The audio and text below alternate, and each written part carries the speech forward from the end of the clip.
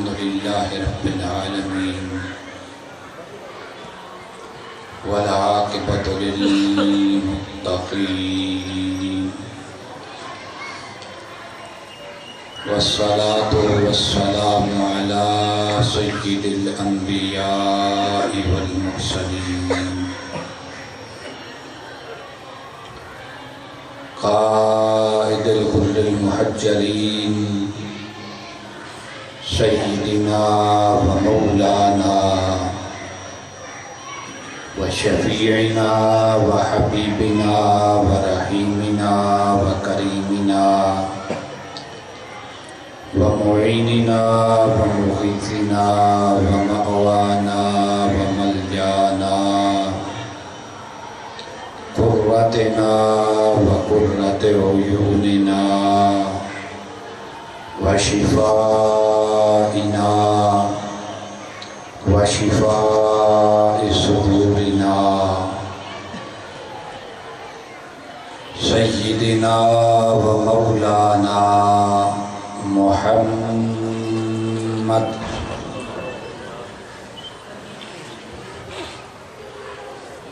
وعلى آله الطيبين الطاهرين وأصحابه الهادين المهديين وأولياء أمته وعلماء ملته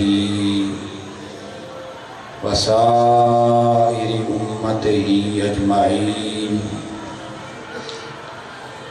أما بعد فأعوذ بالله من الشيطان الرجيم. بسم الله الرحمن الرحيم.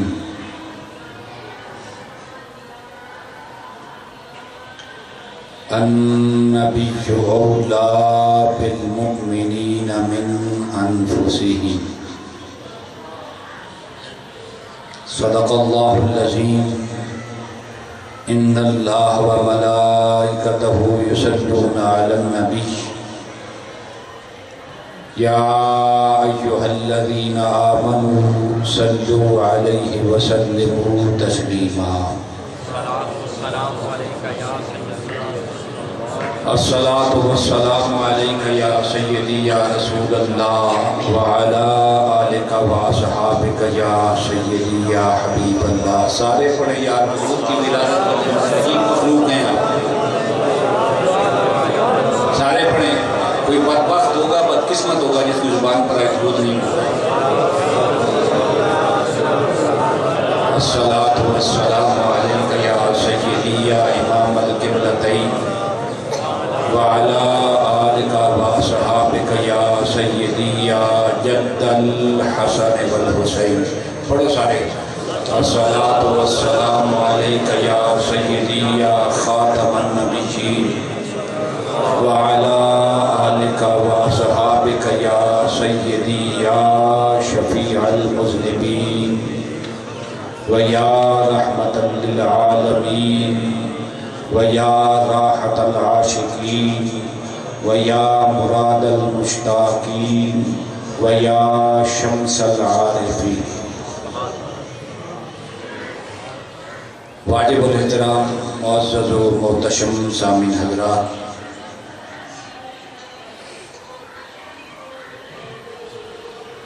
قرآن مجید فرقان حمید کے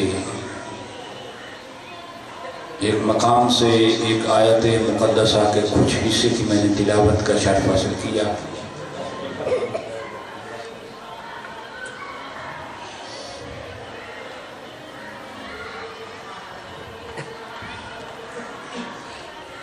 قرآن مجید فرقان حمید کے ایک مقام سے میں نے تلاوت کلام مجید آیت کچھ حصہ کرنے کا شرف حاصل کیا ہے. یہ آیت کریمہ آپ نے ہزارہا مرتبہ علماء سے سنی بھی ہوگی، ہزارہا مرتبہ اس پر گفتگو بھی سنی ہوگی،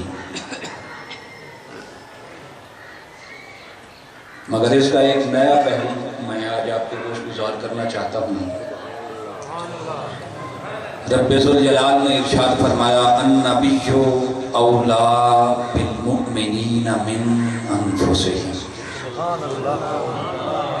کہ نبی کریم علیہ الصلوۃ والتسلیم کہ یہ شان ہے، یہ عظمت ہے، یہ مقام ہے، یہ ان کا تصرف ہے۔ آقا علیہ الصلوۃ والسلام کا یہ تصرف ہے کہ وہ مومنوں کی جانوں سے قریب تر،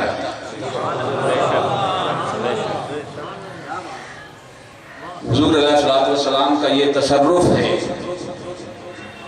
کہ وہ جانوں سے، مومنوں کی جانوں سے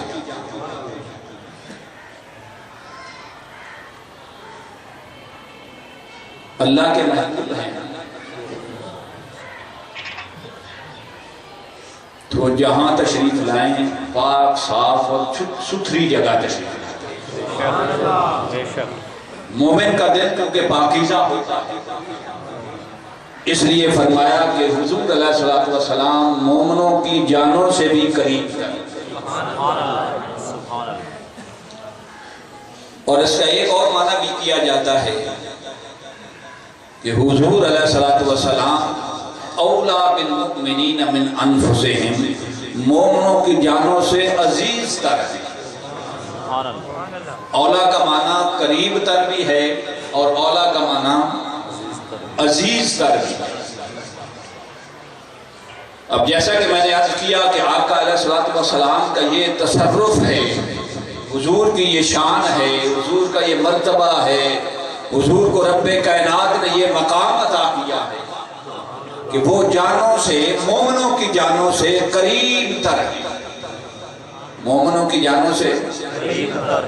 اب دیکھیے کتنا بڑا کرم ہے، حضور کی یہ خاص رحمت ہے، کمال امت سے شفقت اور محبت ہے، کمال امت پہ لطف ہے، کرم ہے کہ وہ مومنوں کی جانوں سے قریب ہے۔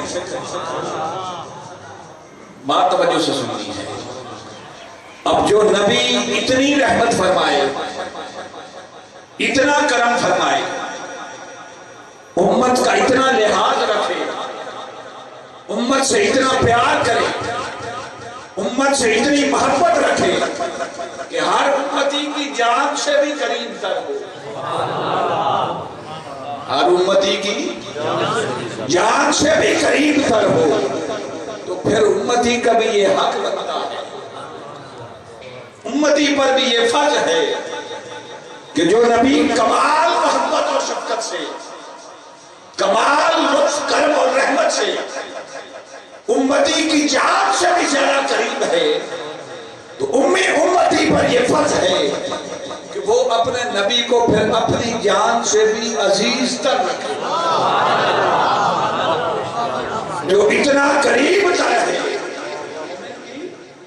جان سے اتنا قریب تر ہے، ان کا امت پر یہ حق ہے کہ امت کے قریب تر جس طرح جان سے قریب تر ہے، وہ امتی نے اسی طرح اپنی جان سے عزیز رکھے، اپنی جان سے بھی عزیز رکھے۔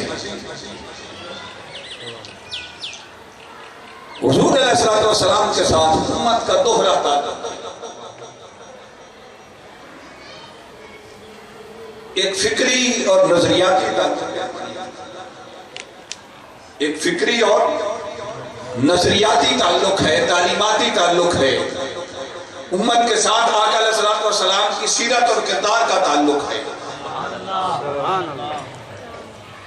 اطاعت اور پیروی کا تعلق ہے، اتباع کا تعلق ہے۔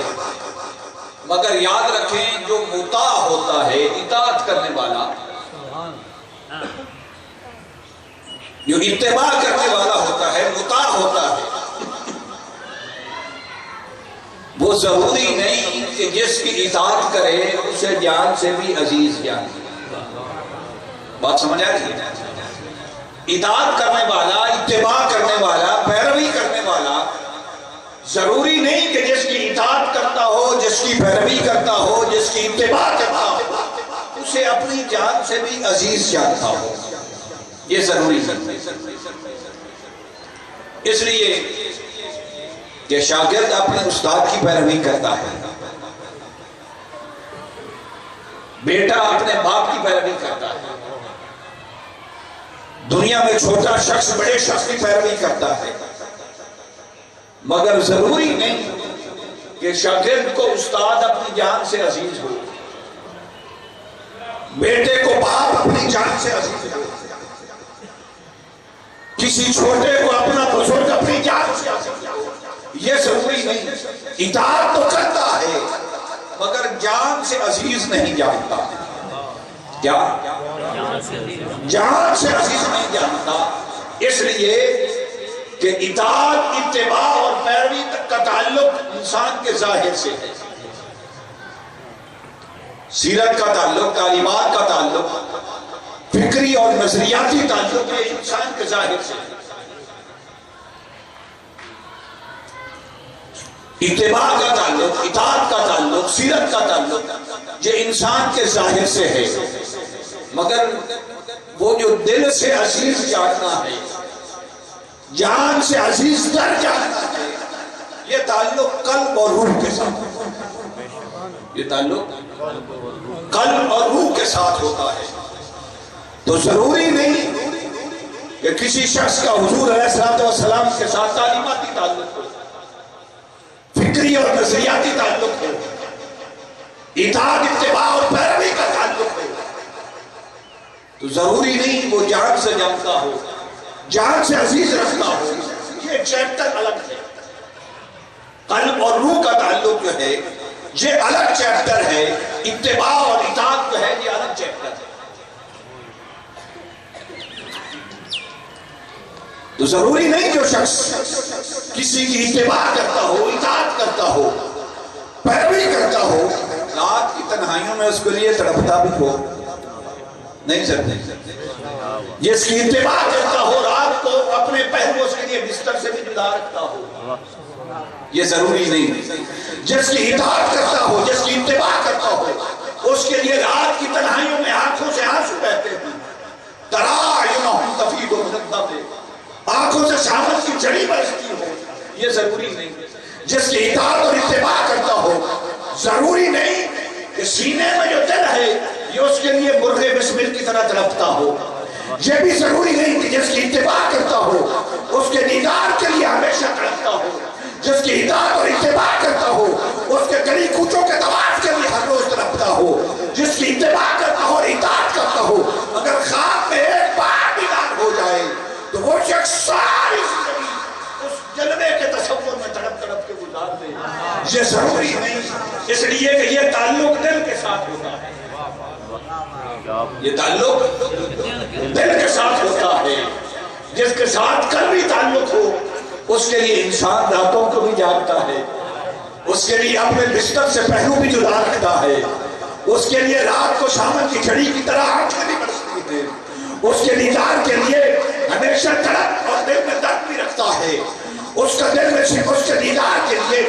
اور اس سے ملاقات کے لیے اس کے سینے میں دل مرغ بسمل کی طرح تڑپتا بھی ہے، اور اگر دیدار ہو جائے، خواب میں دیدار ہو جائے، ایک جھلک نصیب ہو جائے تو ساری زندگی اسی جلوے کے تصور میں گزار دیتا ہے، وہ اپنی زندگی کی کمائی، اپنے خون پسینے کی کمائی ایک دفعہ گنبد خضرا کو تکنے کے لیے عمر بھر کی کمائی لٹا دے، یہ تعلق دل سے استوار ہوتا ہے، جسم سے استوار ہوتا ہے۔ اب ذرا توجہ کیجئے، میں نے عرض کیا امت کے دو تعلق ہیں آقا علیہ السلام کے ساتھ، ایک دل کا تعلق ہے اور ایک جسم کا تعلق ہے۔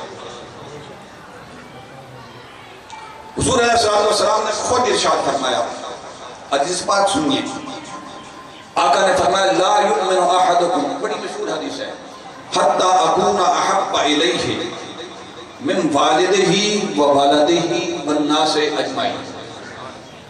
آقا علیہ السلام نے فرمایا کہ تم میں سے کوئی شخص اس وقت تک مومن نہیں ہو سکتا، اس وقت تک اس کے سینے میں ایمان نہیں آ سکتا، اس وقت تک وہ کامل ایمان نہیں ہو سکتا جب تک وہ مجھے اپنے والد سے بڑھ کر، اپنی اولاد سے بڑھ کر اور اپنے تمام رشتہ داروں سے بڑھ کر عزیز نہ جانتا ہو، میں محبوب نہ اسے ہو جاؤں. مشہور حدیث ہے، مگر اس ضمن میں نے ایک نقطہ عرض کرنا ہے. ایک دوسری حدیث بھی سن لیجیے.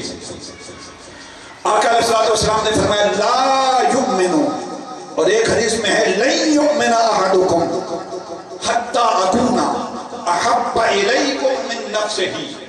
آقا علیہ الصلوۃ والسلام نے فرمایا ہرگز کوئی شخص تم میں سے اہل ایمان نہیں ہو سکتا، اس کے سینے میں ایمان کا نور منور نہیں ہو سکتا، وہ ایمان سے اپنے قلب کو، اپنی روح کو، اپنے سینے کو منور نہیں کر سکتا.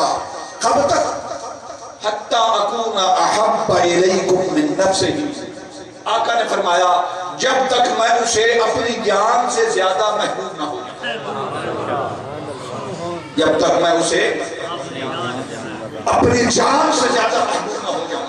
اب دونوں احادیث کو ملائیے اور پھر بات آگے لے کر چلتے ہیں. آپ میں سے سب لوگ دکھی ہیں، میری کی بھی کسی کے ساتھ دوستی ہوگی، کسی شخص کے ساتھ دوستی زیادہ ہو، تعلق زیادہ ہو، دنیا کے جتنے باقی رشتہ دار ہیں ان سے زیادہ محبت کرتا ہو، صرف وہ اس ایک شخص کے لیے، اور وہ شخص کہہ دے کہ میرے لیے تو اپنے باپ کو چھوڑ دے، میرے لیے اپنے باپ کو چھوڑ دے. تو وہ شخص اگر ذی شعور ہوگا، وہ باضمیر ہوگا، تو وہ باپ کی محبت کا سودا کسی دوست کی دوستی سے نہیں کرے.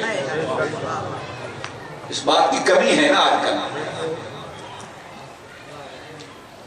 وہ شخص باپ کی محبت کا سودا، ماں کی ممتا کی محبت کا سودا کسی دوست کی دوستی سے نہیں کرے. وہ دوست چھوڑ دے گا مگر والدین کو نہیں چھوڑے گا. پھر اس کے بعد ایک سٹیپ آتا ہے، بندے کی شادی ہو جاتی ہے، بچے ہو جاتے ہیں، تو ہر ایک کے بچے اس کے جسم کا حصہ ہوتے ہیں، اور اولاد سے محبت بڑی نرالی اور انوکھی ہوتی ہے. یہ فطری بات ہے. کبھی کوئی وقت آ جاتا ہے کہ اولاد ماں کی ممتا کی محبت بھلا دیتی ہے، نیچرل بات ہے. کبھی کوئی وقت ایسا بھی آ جاتا ہے کہ والدین کو اپنے ماں باپ بھول جاتے ہیں بچوں کی خاطر. جتنا بچے سے محبت ہوتی ہے، یہ نیچرل چیز ہے، اتنی والدین سے نہیں ہوتی. اکثر دیکھا ہے.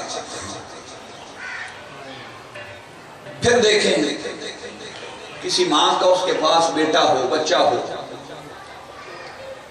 اور کوئی ایسا حادثہ پیش آ جائے، مثلا ماں کشتی میں ہو، دریا میں کشتی تیر رہی ہو، اچانک کشتی ڈوبنے لگے تو وہ عورت دریا میں چھلانگ لگا دے.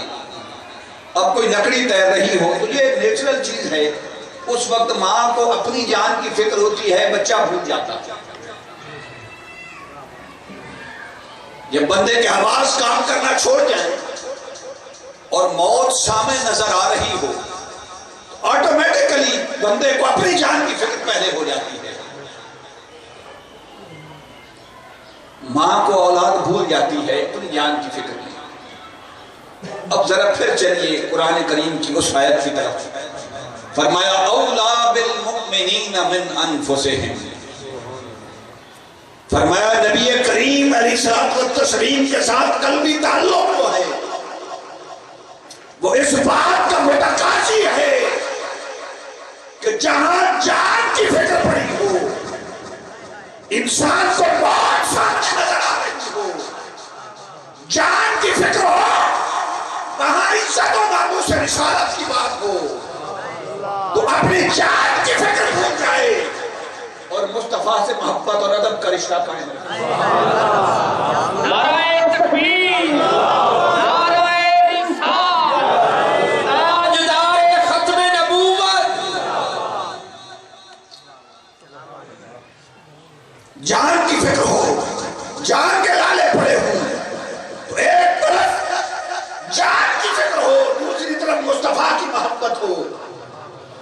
جان کی فکر نہ رہے، اپنی جان کی فکر بھول جائے اور مصطفیٰ کی محبت غالب آ جائے۔ فرمایا مومن وہ ہے، مومن کا معیار قرآن سے سنا ہے؟ سارے مومن ہیں، 4 نمازیں پڑھنے والا بھی مومن، روزے رکھنے والا بھی مومن، حج کرنے والا بھی مومن، تلاوت اور ثقافتیں کرنے والا بھی مومن، مگر قرآن نے جو مومن کا معیار رکھا ہے وہ کیا ہے؟ قرآن کہتا ہے مومن وہ ہے جسے اپنی جان سے بڑھ کر میرے محبوب سے پیار ہے۔ یہ فیصلے سوچ کر نہیں ہوتے، جب جان کی فکر ہو تو پھر فیصلے سوچ کر نہیں ہوتے۔ فرمایا میرے محبوب کی محبت اس میں اس کے قلب و روح پر اس طرح غالب ہو کہ جب اسے جان کی فکر پڑے، موت سامنے نظر آ رہی ہو، تو پھر بھی سوچنے کی ضرورت نہ پڑے کہ جان بچاؤں یا محبت مصطفیٰ پر پہرا دوں۔ جب جان کی فکر ہو تب بھی سوچنے کی ضرورت نہ پڑے۔ مصطفیٰ کی محبت جس شخص کو اپنی جان سے زیادہ محبوب ہو، اللہ کے ہاں وہی مومن، اللہ کے ہاں وہی مومن ہے۔ اس لیے فرمایا النبی اولا بالمؤمنین من انفسہم، کہ میرے محبوب کی شان یہ ہے کہ مومنوں کی جان سے بھی زیادہ قریب ہے۔ یہ جو میں نے بات کی کہ جان کی فکر بھول جائے اور محبت رسول غالب آ جائے، اقبال کا ایک مصرع مجھے یاد آیا ہے، محبت کہتے ہی اسے ہیں۔ اقبال کہتا ہے ہو مصلحت آمیز، یہ کر لوں وہ کر لوں، ہو مصلحت آمیز ابھی خام ہے۔ اقبال کہتا ہے کہ جس محبت میں مسلطیں آڑے آ جائیں، جس عشق میں مسلطیں آڑے آ جائیں، یہ کر لوں وہ کر لوں، کوئی فرض ہے جس محبت میں مسلطیں آڑے آ جائیں، فرمایا وہ عاشق جھوٹا ہے، اس نے پیار کیا ہی نہیں۔ وہ مصلحت آمیز تو ابھی خام ہے، وہ اپنی محبت کی فکر کرے، جسے مسلطیں آڑے آئیں وہ عشق کو پختہ کرے اور پکا کرے، اس کا عشق ابھی پختہ اور پکا نہیں۔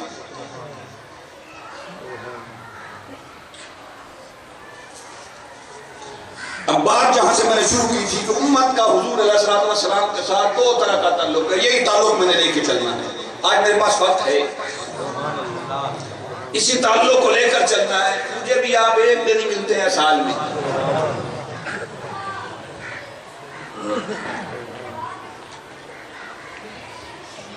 جب میری مرضی کا وقت ہوتا ہے۔ اب یہ جو امت کا 2 طرح کے تعلق ہے آقا علیہ السلام کے ساتھ، ایک جسمانی تعلق، ایک قلبی اور روحی تعلق۔ تو جسم کے تعلق، جسم کا جو تعلق ہوتا ہے یہ فکری نظریاتی تعلق ہوتا ہے، تعلیماتی تعلق ہوتا ہے، اطاعت پیروی اور اتباع کا تعلق ہوتا ہے۔ مگر جو قلبی اور روحی تعلق ہوتا ہے یہ صرف اور صرف محبت کا دل تعلق ہوتا ہے۔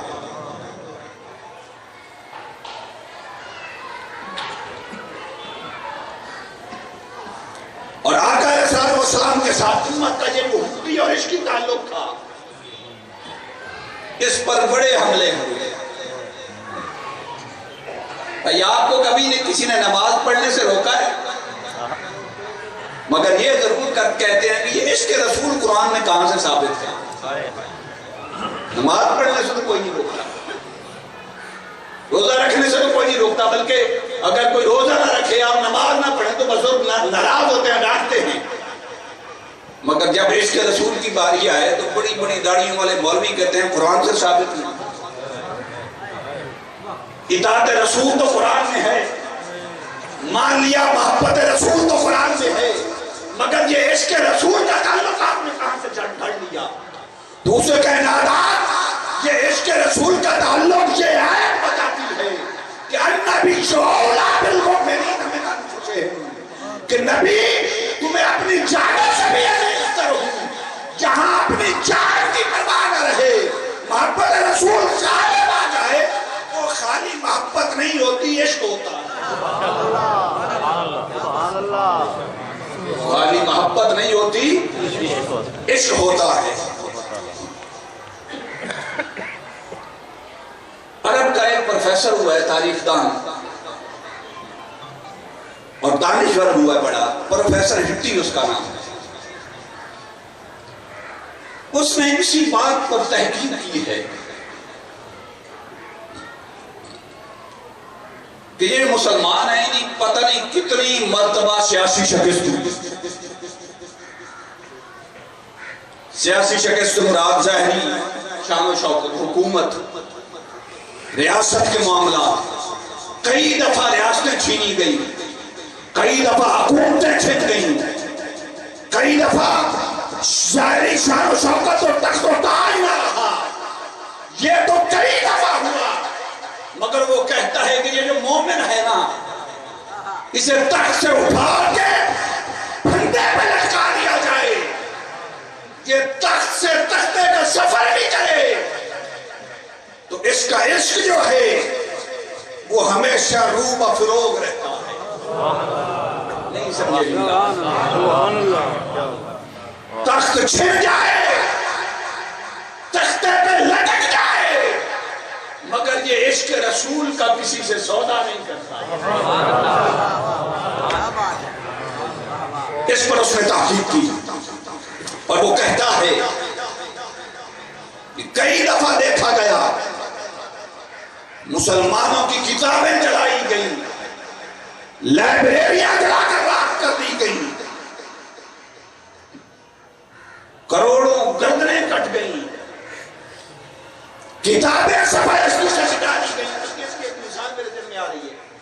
1252 میں جب بغداد پر حملہ ہوا، ایک تاریخی واقعہ ہے، 1252 میں جب بغداد پر حملہ ہوا اس وقت آپ سن کے جو ہسٹری جس کو اس واقعے کا نہیں پتا، آپ کے رونگٹے کھڑے ہو جائیں گے۔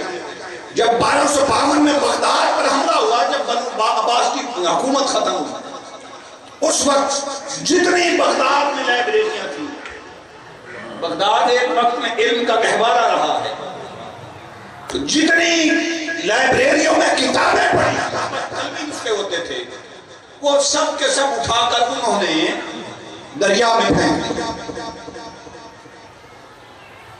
اور دوسرا حیرت انگیز بات سنیے، ایک طرف دریائے دجلہ کے ایک کنارے اتنی کتابیں پھینکی گئی کہ 3 دنوں تک دریا ایک طرف سے کالے پانی کے ساتھ بہتا رہا، دریا کا پانی سیاہی سے کالا ہو گیا، اتنا علمی ذخیرہ بہا دیا گیا۔ اور دوسری طرف بغداد کے اسی حملے میں 22 لاکھ لوگ قتل کیے گئے۔ کتنے؟ 22 لاکھ لوگ قتل کیے گئے۔ تاریخ دان کہتے ہیں کہ اس روئے زمین پر لوگوں نے یہ منظر بھی دیکھا کہ دریائے دجلہ ایک طرف سے کالا بہ رہا ہے کتابوں کی سیاہی کے ساتھ، اور دوسری طرف سے سرخ بہ رہا ہے لوگوں کے خون کے ساتھ۔ یہ ہولی بھی کھیلی گئی، مگر وہ پروفیسر ہٹی کہتا ہے سمجھ نہیں آتی،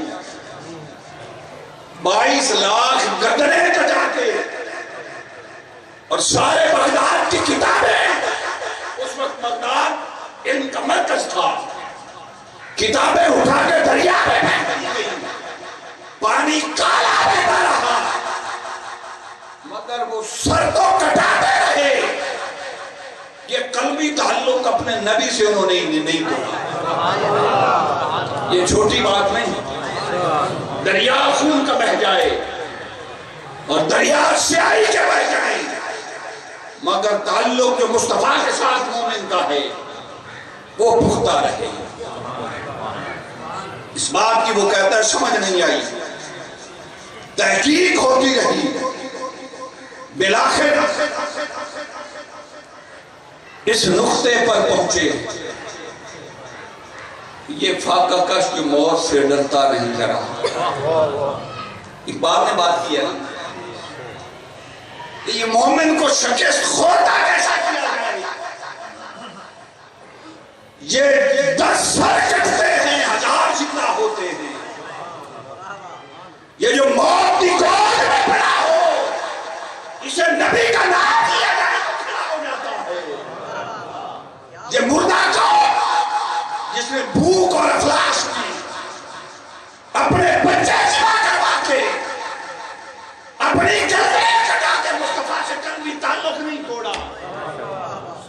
قوم کو کیسے کمزور کیا جا سکتا ہے. اب انہوں نے کمزور کر لیا ہے نا, اب کر لیا ہے نا کمزور نہیں ہوئے. اب انہیں یہ نسخہ مل گیا ہے کہ یہ فاقہ کش جو موت سے ڈرتا نہیں ذرا, روح محمدی اس کے بدن سے نکال. کہ یہ جو عشق رسول کا جذبہ اس کے دل کے اندر ہے, عشق رسول کی جو شمع اس کے اندر جگمگا رہی ہے, جب تک یہ شمع جلتی رہے گی تب تک اسے شکست خوردہ نہیں کیا جا سکتا. اس لیے کہا فکر عرب کو دے کر فرنگی تخیلات. جاتے ہیں نا عمرہ پہ, اب وہاں فرنگی تخیلات نظر آتے ہیں عرب میں یا نہیں نظر آتے؟ فکر عرب کو دے کر فرنگی تخیلات. اسلام کو حجاز و یمن سے نکال, اس روح محمدی کو مسلم امہ کے بدن سے نکالنے کے لیے تحقیق کی گئی. اور پھر بدقسمتی سے طاغوت اور اہل مغرب کے ساتھ کچھ اپنے بھی شریک ہوئے, جنہوں نے یہ سوال اٹھانے شروع کر دیے, یہ حضور سے بالہانہ محبت کہاں لکھی ہے, حضور کے نور ہونے کی دلیل کیا ہے, حضور کے صاحب تصرف ہونے کی دلیل کیا ہے. حضور علیہ الصلوۃ والسلام کہ کمالات شمائل علم غیب پر اعتراض کرنے لگے. حضور علیہ الصلوۃ والسلام کی ذات طیبہ کے بارے میں طرح طرح کے پراگندہ خیالات جنم لینے لگے, اور لوگ دلیلیں طلب کرنے لگے. علم غیب کی دلیل کیا ہے, نور اور بشر کی دلیل کیا ہے. حضور علیہ الصلوۃ والسلام حاضر و ناظر ہیں, اس کی دلیل کیا ہے. آج سمجھتے ہیں, آپ یہ سمجھتے ہیں کہ یہ مذہبی جھگڑا ہے. یہ مذہبی جھگڑا نہیں, یہ فرنگی تخیلات ہیں. اہل فلک نے, اہل مغرب نے جو کچھ نام نہاد ملاؤں کے ذہن میں ڈالے, اور پھر آقا علیہ الصلوۃ والسلام سے امت کا یہ محبت والا رشتہ کچھ امت کے اندر سے لوگ, کچھ امت سے باہر کے لوگ کمزور کرنے لگے. کہ یہ عشق و محبت جو ہے یہ تو ماں شاعرانہ باتیں ہیں, یہ تعظیم کرنا یہ شخصیت پرستی ہے. کہا جاتا ہے نا تعظیم کرنا یہ شخصیت پرستی. آپ وہاں ہاتھ باندھ کر کھڑے ہوتے ہیں, جالی مبارک کے سامنے سر جھکا کے کھڑے ہوتے ہیں, یہ شخصیت پرستی ہے, قبر پرستی ہے, یہ شرک ہے, فلاں ہے, فلاں ہے. ایک میں بات میری زیادہ سخت طبیعت کرنے کی سخت بات کرنے کی طبیعت نہیں, بات سمجھ آ جائے کہ یہ مسلمانوں نے اس طرح کیوں کہنا شروع کر دیا. غیر تو غیر رہے, یہ کلمہ جو یہ بات کیوں کرنے لگے, اس کی ایک وجہ ہے. اس طرح حضور علیہ الصلوۃ والسلام کی امت کے دو گروہ ہیں, اسی طرح یوں سمجھ رہے ایک باپ کے دو بیٹے ہوئے, ایک کو اپنی تربیت میں رکھے, گھر رکھے, اسے آداب سکھائے, اور ایک کو یورپ پڑھنے چھوڑ دے. اب یورپ کا جو ماحول ہے وہاں تو اگر باپ بیٹے کو تھپڑ مارے تو پولیس آ کے لے جاتی ہے, سنا ہوا ہے نا. وہاں تو یہ قانون ہے کہ باپ بیٹے کو سمجھانے کے لیے بھی سزا دے سکتا ہے. باپ بیٹے کو تھپڑ مارے تو پولیس والے آتے, بیٹا کال کرتا ہے کہ یہ باپ مجھے نہیں چاہیے جو مجھے مارتا ہے, جو باپ مجھے آداب سکھاتا ہے یہ باپ مجھے نہیں چاہیے.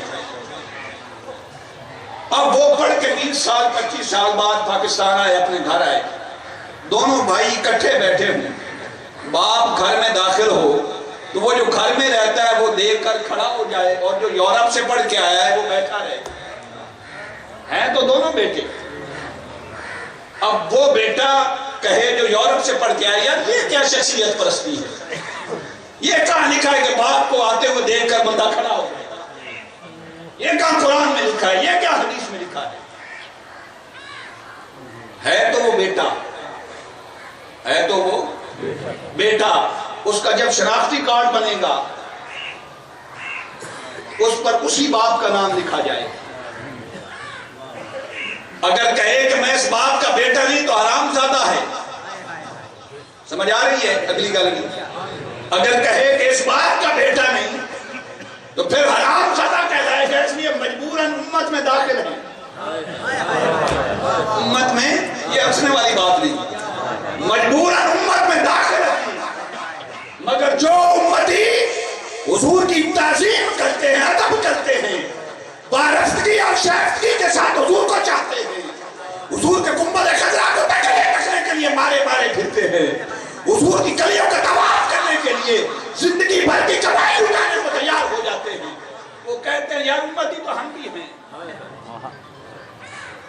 مگر یہ کہا لکھا ہے کہ ساری زندگی کی کمائی جمع کر کے وہ عمرہ کے لیے چلے جائیں اور مدینہ شریف جا کے اڑا کے آ جائیں، کسی غریب کو دے دیں،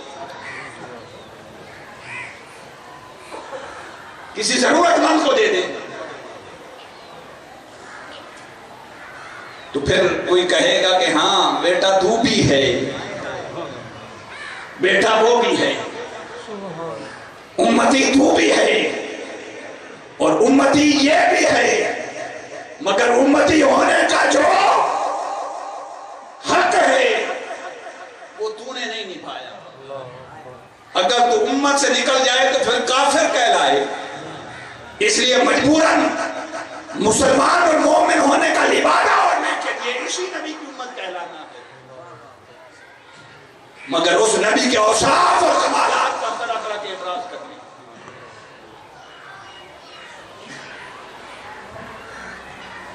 اللہ اکبر. ذرا قرون اولیٰ سے ایک مثال عرض کرتے ہیں. امام احمد بن حنبل کا نام سنا ہوا ہے؟ سبحان اللہ. مدینہ شریف میں رہتے تھے، ساری زندگی مدینہ المنورہ گزاری. اور امام احمد بن حنبل کے شاگرد ہیں امام شافعی. امام شافعی امام احمد بن حنبل کے سامنے ظلم و تلمذ رہے، پڑھتے رہے. جب فارغ و تحصیل ہوئے، اب بات بڑی توجہ طلب ہے. امام احمد بن حنبل نے 40 گھوڑے رکھے ہوئے تھے، مگر کسی گھوڑے پر سواری نہیں کرتے تھے. 40 گھوڑے رکھے ہوئے تھے. جب امام شافعی فارغ ہوئے، اجازت دی تو فرمایا یہ بیٹا یہ 40 گھوڑے بھی ساتھ لیتا ہے.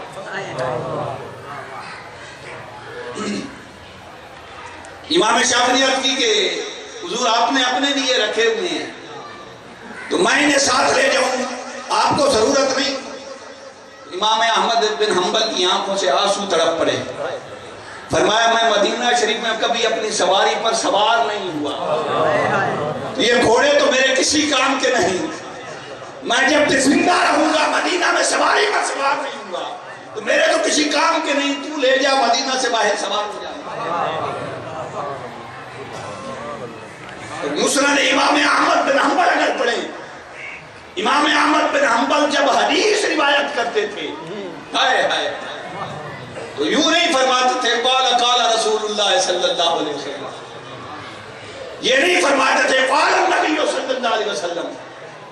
مسجد نبوی میں بیٹھے ہوتے تھے اور جب کسی کو حدیث روایت کرتے تو فرماتے یہ صاحب بازار جو ہیں، یہ گنبد خضرا کے مکی جو ہیں، ایک سے یہ حدیث روایت ہے، نام لے کر نہیں پکارتے. حضور سے محبت اور عشق کا امام احمد بن حنبل کا یہ تعلق تھا کہ کسی کو حدیث بھی بیان کرتے تو حضور کیس میں گرامی نہیں لیتے تھے،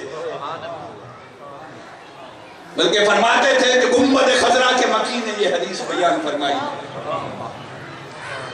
اس صاحب مزار پر انوار نے یہ حدیث روایت کی ہے. اقبال نے بھی بڑی خوبصورت بات کی ہے. اقبال کہتا ہے معنی حرفم کنی تحقیق اگر من غریب آدیدہ صدیق اگر.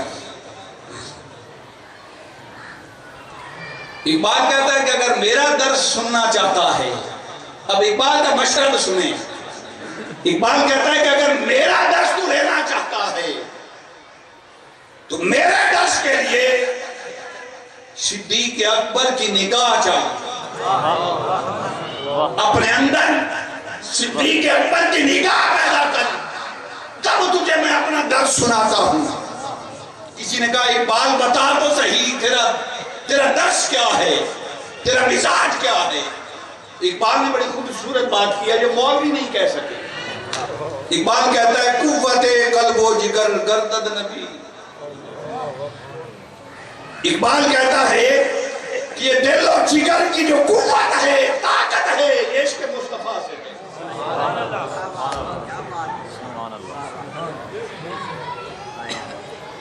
یہ دل اور جگر میں اگر خون میں حرارت ہے تو یہ محبت مصطفیٰ کی حرارت ہے۔ اور فرمایا اقبال کہتا ہے کہ میرے دل اور جگر میں یہ قوت اور حرارت کس طرح پیدا ہوئی؟ کہتا ہے از خدا محبوب تر کردد نبی، اقبال کہتا ہے خدا محبوب ہے، خدا محبوب ہے، مگر کوئی مجھ سے پوچھے خدا محبوب ہے اور مصطفیٰ محبوب تر ہے۔ خدا سے بڑھ کر جب تک مصطفیٰ سے پیار نہ کیا جائے تب تک قلب و جگر میں قوت پیدا نہیں۔ اقبال تو کہتا ہے کہ خدا سے بھی بڑھ کر مصطفیٰ سے محبت کرو، خدا کو اگر محبوب رکھتے ہو تو مصطفیٰ کو محبوب تر رکھو۔ اور آگے کہتا ہے خاک طیبہ از ہر دو عالم خوش ترست، اقبال کہتا ہے کہ میں نے دونوں عالم کو دیکھا ہے، شرق سے غرب تک پھرا ہوں،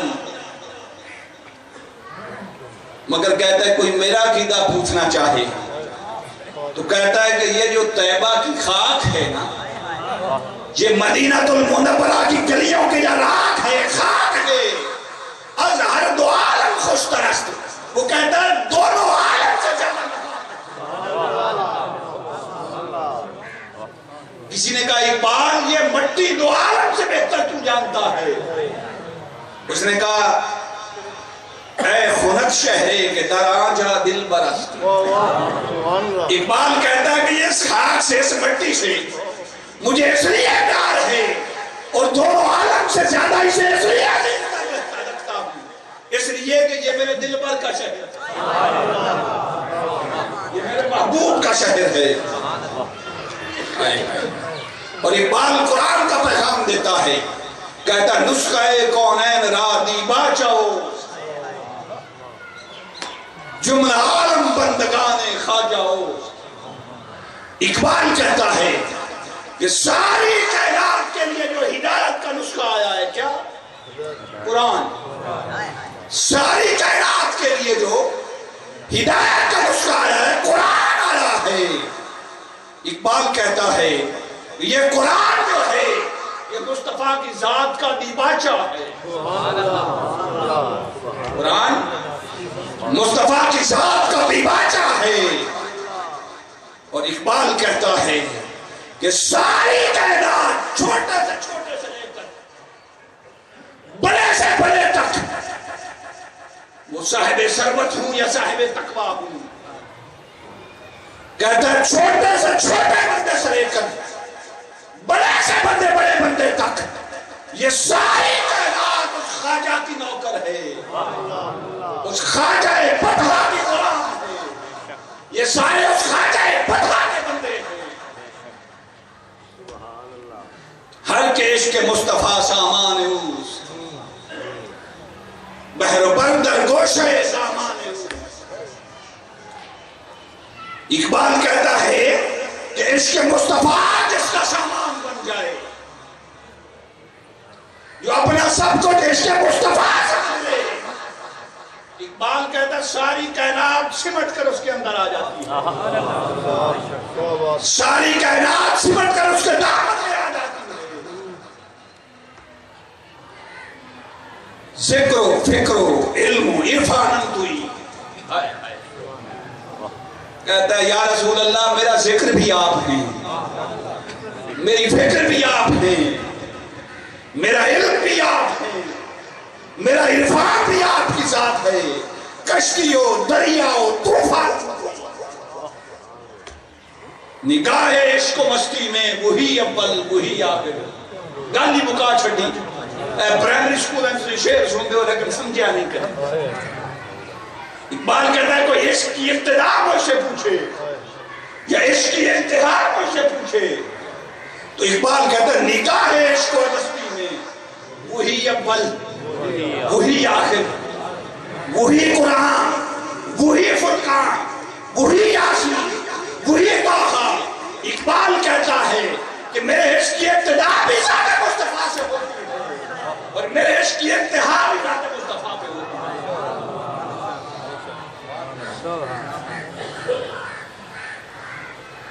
بات کو تھوڑا سا آگے لے کر چلے.